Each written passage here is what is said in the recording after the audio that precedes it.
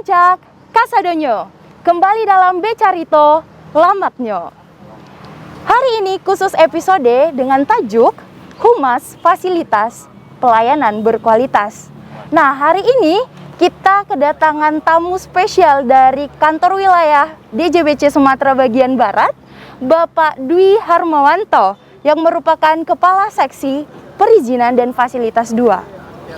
Selamat sore Pak, bagaimana kabarnya hari ini? Selamat sore Eva, selamat sore semuanya, sehat-sehat selalu ya. Siap, sehat dong Pak, tentunya. Amin, amin. Kita sudah berkeliling Sumatera Barat Pak, iya kan Pak? Nah, gimana kesan Bapak memasuki ranah Minang? Aduh, ranah Minang, kalau saya ini orang Jawa ya Eva ya, jadi mengenal ranah Minang itu suatu hal yang unik sekali dah, khas sekali. Jadi selalu pengen kesini lagi gitu loh. Jadi kayaknya dengan suasana geografisnya, suasana alamnya, suasana tidak lupa kulinernya. Jadi khas banget gitu. Jadi kayaknya suatu saat harus kesini lagi, suatu saat. Ini udah kunjungan keberapa nih Pak? Ketiga kali ini ya. Ketiga kali dan masih pengen lagi ya Pak? Iya dong, pasti. Tadi udah banyak foto-foto belum ya Pak? Kita udah foto, bikin video. Udah unggah Pak ke media sosial? Ada, nanti dicek ya. Oke, siap.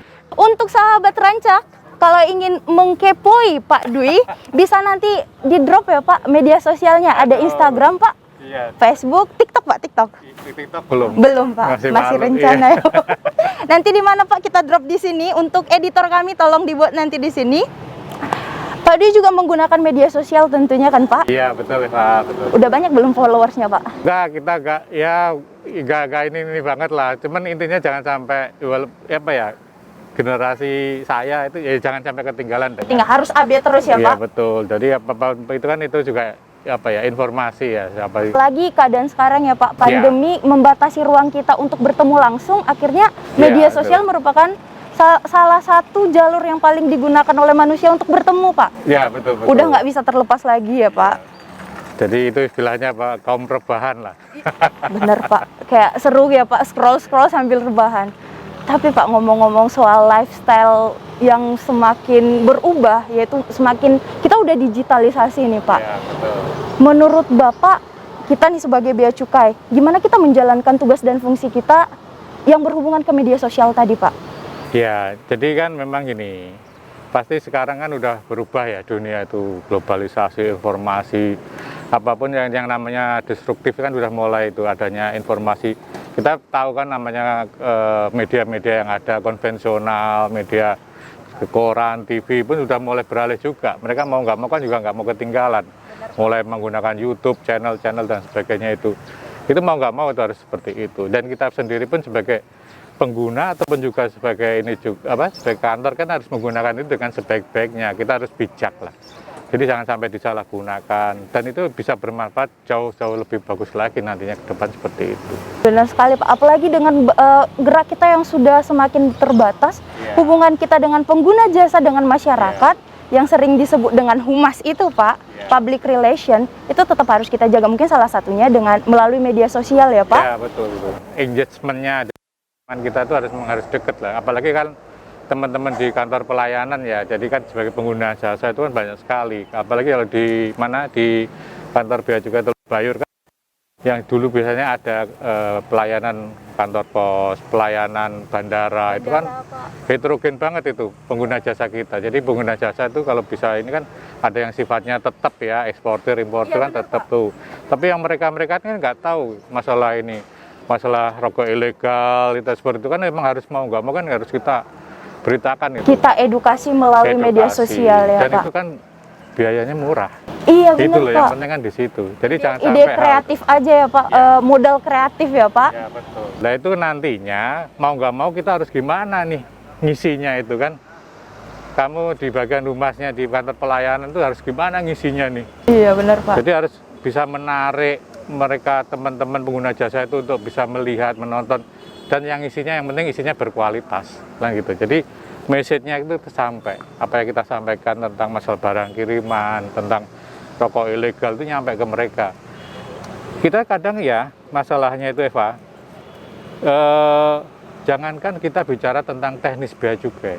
Orang-orang masyarakat itu tentang bea cukai aja, waduh. Bea cukai ngapain gitu, Pak? Itu apa sih kadang gitu, seragamnya siapa kayak gitu. Itu aja harus perlu kita, apalagi kita di daerah ya.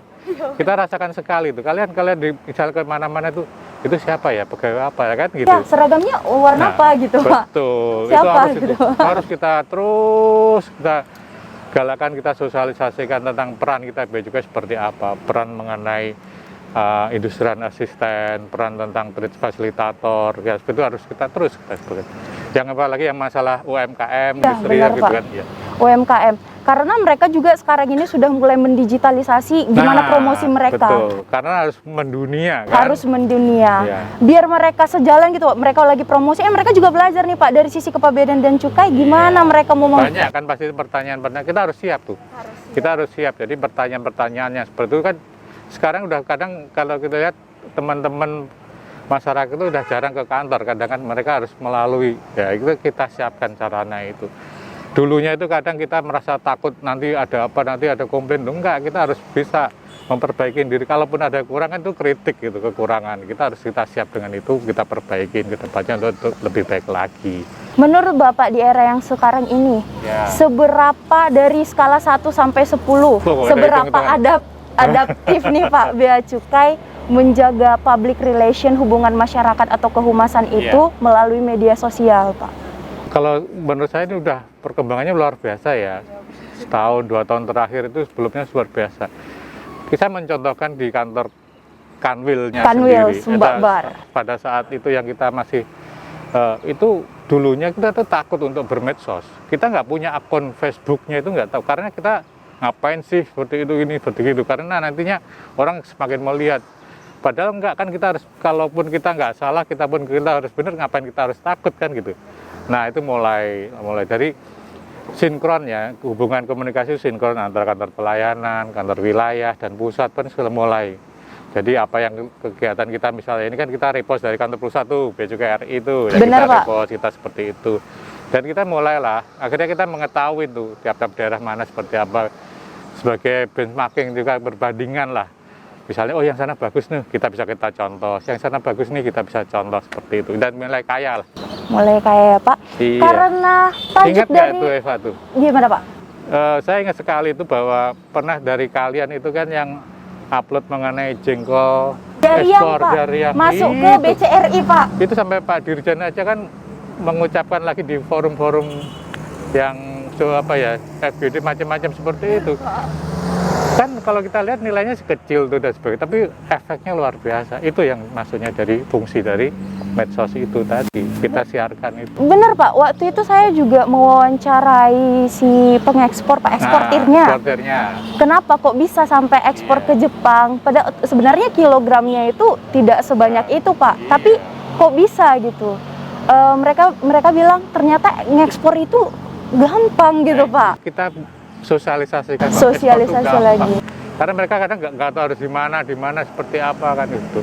Syukur-syukur ke depan kan lebih banyak lagi jadi industri ya, jadi yang dikirimkan lebih banyak lagi. Kan nama dari Sumbar ini, nama dari Padang ini semakin bagus juga. Benar sekali, Pak. Dan mendorong PEN ya, Pak, program PEN kita ya, Pak. Iya. Akhirnya bisa terwujud. Pemulihan ekonomi nasional. Jadi di wilayah kita Sumbabar ini ekspornya kuat sekali. Kita selama dari pandemi itu justru naik terus. Secara nilai itu naik terus, bagus sekali. Tajuk dari episode kita hari ini, Pak, yaitu Humas Fasilitas Pelayanan Berkualitas. Woy, ya kan, Pak? Itu. Mantap dong, Pak. Humas Fasilitas Pelayanan Berkualitas. Woy. Kita udah ngomongin humasnya dan kita udah berdiri di sini nih, Pak. Bukan duduk sih sebenarnya, Pak. Kita duduk di sini. Kan banyak yang nonton ya. Iya, banyak yang nonton. Tepuk tangan penonton. Oh, nanti lah, Pak. Kita udah ngobrolin seputar kehumasan itu, kita sudah memberdayakan media sosial itu, pelayanan yang kita lakukan pun kita sudah bisa pastikan kalau itu berkualitas ya, Pak. Dari sisi kita, nanti dari sisi pengguna jasa tentunya mereka yang akan menilai. Nah, kesempatan kali ini Eva pengen bertanya nih, Pak, kepada Bapak. Apa program andalan dari yang paling juara, paling the best kalau anak sekarang bilangnya tuh, Pak, paling mantul gitu, Pak. Yang digencarkan oleh Kanwil Sumatera Bagian Barat perihal PEN atau yang Oh. berhubungan dengan fasilitas? Karena ada Ya, fasilitas ya. tadi tuh Pak.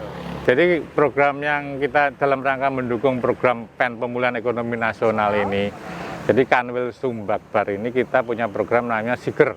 Sige. Siger. Bacanya Siger apa Siger ya Pak? Siger sama aja. Sinergi Gandeng Eksportir. Nah gitu. Jadi itu singkatan. Tapi kalau kita di Lampung itu kan Siger itu mahkotanya pengantin, mahkotanya pakaian adat itu loh, yang kan gambar lengko-lengko itu. Oh itu Siger ya namanya Pak? Siger, ya baru tahu ya berarti ya. Itu Siger. Jadi program itu sebenarnya banyak yang kita nantinya di situ program. Jadi salah satunya sebenarnya terkadang kita bea cukai sendiri kurang aware terkait dengan ekspor itu. Ngerti maksudnya? Mengerti Pak? Jadi kayak misalnya di kantor pelayanan Teluk Bayur itu, kita kadang nggak ngerti eksportir kita tuh siapa saja, dia ekspor apa, jumlahnya berapa, dan kemana saja, begitu. Jadi kita nggak aware seperti itu. Jadi karena apa? Karena saking mudahnya sistem yang ada, mereka kan nggak pernah ketemu tapi eksportir ke kantor, Iya kecuali benar. yang mereka yang sifatnya apa? Ngantar dokumen. Ada antar dokumen ataupun misalnya apa pengawas di luar kawasan. Iya gitu, benar seperti Pak. biasa. Kalau nggak coffee morning Pak. Coffee morning nanti nggak tahu siapa tuh misalnya gitu kan. Biasanya yang datang juga orang-orang PPJK-nya iya, benar, yang ngurus kan, tapi eksportir siapa itu kita nggak ngerti. Itu salah satu mengenalkan kita harus seperti itu. Kita harus fair. Eksportir kita siapa, mereka seperti apa. Nah, tapi lama-lama kita mulai mengetahui ada keluhan-keluhan apa di mereka. Nah gitu loh, contohnya seperti itu. Kayak kita kemarin misalnya kunjungan ke eksportir CPO, bisa gitu kan, di sini seperti apa. Oh ternyata mereka, itu yang satu yang saya banggakan di sini ya, teman-teman di sini, bea cukai khususnya. Itu salah satu eksportir CPO itu menyatakan bahwa kalau untuk ekspor bea cukai terdepan Pak. Pernyataannya seperti itu. Jadi kita Sudah divalidasi ya Pak, pelayanan kita berkualitas ya Pak? Iya, betul itu seperti itu. Jadi kita tidak ada hambatan dan sebagainya. Selalu mendukung. Kalaupun ada program apapun kita selalu terdepan. Yang mereka permasalahan seperti apa? Misalnya masalah tersendatnya kapal masuk, jadi adanya apa? Waktunya jadi begitu. Jadi mereka mengeluhkan. Jadi kan itu bukan bea cukai. Seperti itu Pak, tapi bea cukai selalu mendukung seperti itu. Itu contohnya seperti itu. Jadi oh kita mulai tahu nih keluhan-keluhan apa, yaitu kita rasakan. Kalau kita nggak kenal gimana kita mau dengerin begitu loh. Contohnya seperti itu. Forumnya, wadahnya tidak ada ya Pak. Iya. Jadi Siger ini merupakan wadah, Betul, tempat bertemunya juga. Betul, kita akhirnya mengenal sama Siger itu eksportir itu apa. Yang kedua kita emangnya kan akhirnya kita belajar tuh. Ekspor di wilayah Sumbakbar itu di Lampung, Bengkulu dan di Teluk Bayur itu seperti apa, itu Siger itu. Yang kemudian juga salah satunya ya harus kita meningkatkan peran humas itu tadi. Peran humas, benar Peran humas sekali. itu kita harus sosialisasikan terus. Jadi kayak contohnya yang tadi yang kita sebutkan ekspor jengkol. Ekspor jengkol, itu kan salah satunya dari itu. durian juga Pak. Betul, itu kan salah satu program itu akhirnya teman-teman di kantor pelayanan ini sudah mulai berani ngeluarin seperti itu. Kita mantau seperti apa, monitor seperti itu. Dan yang penting lagi sebenarnya juga kita harus mulai program itu kita harus sinergi. Sinergi itu tidak hanya ke eksportir, tapi juga ke stakeholder yang ada. Misalnya kita kalau bea cukai berubah dengan karantina, dengan dinas perdagangan yang ngeluarin SKA-nya seperti itu, dengan Bank Indonesia, dengan BPS, dan seperti itu mulai kita jalin tuh. Jadi mulai dari situ kan akhirnya muncul, oh bea cukai itu ada. Itu salah satu gunanya nanti seperti itu. Oh ternyata bea cukai di sini begitu, contohnya gitu. Ada peran. Akhirnya kita mulai diundang untuk rapat terkait dengan masalah ekspor, diundang untuk FGD terkait dengan permasalahan apa lah gitu. Jadi contoh dan lagi biasanya jadi narasumber loh itu ekspor seperti apa, kita akhirnya mensosialisasikan itu. Berarti Jadi jangan sampai ini, maksudnya kita yang ini sosialisasi sendiri seperti itu, tapi mulai sinergi. sinergi ya Pak. Itu. Sinerginya bukan cuma sama eksportir atau pengguna jasa, tapi Iya. stakeholder ya Pak. Betul. Akhirnya Siger ini bukan berujung tingginya ekspor Indonesia saja, tapi semakin rekat lah ya Pak. Iya, yang akhirnya stakeholdernya. pelayanan mulai meningkat ekspornya kan akhirnya menyeluruh seperti ini memang bagus. Itu akhirnya full. Iya, program ekonomi nasional pemulihannya itu jadi terwujud. Semoga PEN semakin terwujud ya Pak dengan adanya Iya. program Siger dari KWBC Sumbakbar ini. Iya, terima kasih Pak. Yang Didukung terakhir, dengan Pak. kantor pelayanan. Iya, ya, di pasti ya. pastinya Pak. Kantor pelayanan pasti akan mendukung semua program Kanwil Pak, Iya, tentunya. Terakhir Pak. Udah terakhir ya? Iya Pak. Wah, 75 tahun Bea Cukai Iya. Republik Indonesia. Harapan Bapak ke depannya untuk Bea Cukai, harapan dan doanya.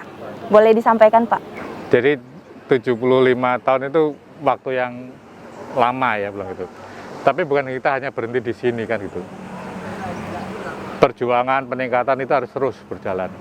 Dengan adanya perubahan-perubahan yang ada. Generasi milenial ini harus siap dengan untuk menyambut yang kedepannya seperti itu. Jadi di era digitalisasi itu, di era industri 4.0 itu, kita harus siap menghadapi. Jadi gitu. Jadi di masa Bea Cukai 75 tahun, di masa dengan adanya pandemi seperti ini, kita harus kuat, kita harus tangguh, kita harus terus tetap maju. Jadi seperti itu. Harus maju terus. Iya benar, Pak. Dengan adanya pandemi ini kita membuktikan, Pak, 75 tahun itu merupakan waktu yang sangat cukup untuk kita tetap bertahan sejauh ini. Oke, Pak. Demikianlah Sobat Ranca bincang-bincang seru kita hari ini. Selamat berjumpa lagi dalam Becarito episode-episode selanjutnya. Sebagai penutup banget, benar-benar penutup nih, Pak. Kita bakal bareng nih, Pak. Ya. Nggak sabar nih, Pak, pengen coba istilah lamaknyo di sini, Pak. Artinya apa itu? Lamaknya tuh enak banget gitu loh, Pak. Lamaknyo. Oh. Tapi biasanya kalau lamaknya di itu tuh lemaknian. Oh, ya. lemaknian, Pak. Lamaknyo, ya, ya. Di sini lamaknyo, Pak. Sebagai penutup, nanti kalau Eva bilang Becarito, kita menghadap kamera utama terus bilang Becarito lama. apa? Bea Cukai Becarito, Pak. Oh, Ada ini cerita. program kita ini, Iya, Pak. benar Oh, iya, sekali, iya, iya. Pak. Oh iya, lupa juga saya, Pak, memberitahu tadi ya, Pak. Lamaknyo. Lamaknyo. Ya, ya. Jangan sampai ketagihan. Sampai berjumpa lagi di Becarito. Loh, kan nggak dikasih tahu Aduh, ini itu. bener, Pak. Oke, siap, Apa Pak. gini? Siapa? Seperti di tangan kanan, Pak. Tarik lamaknyo, kayak Oh, enak gitu loh, Pak. maknyusnya nih, ya, Iya, ya, ya. maknyus. Iya, kasih tahu. Udah, nggak ada lagi. Udah kita Iya, udah. iya. No. Sampai berjumpa lagi Sobat Rancak dalam Becarito Lamaknyo. Hehehe. Makasih, Pak. Oh.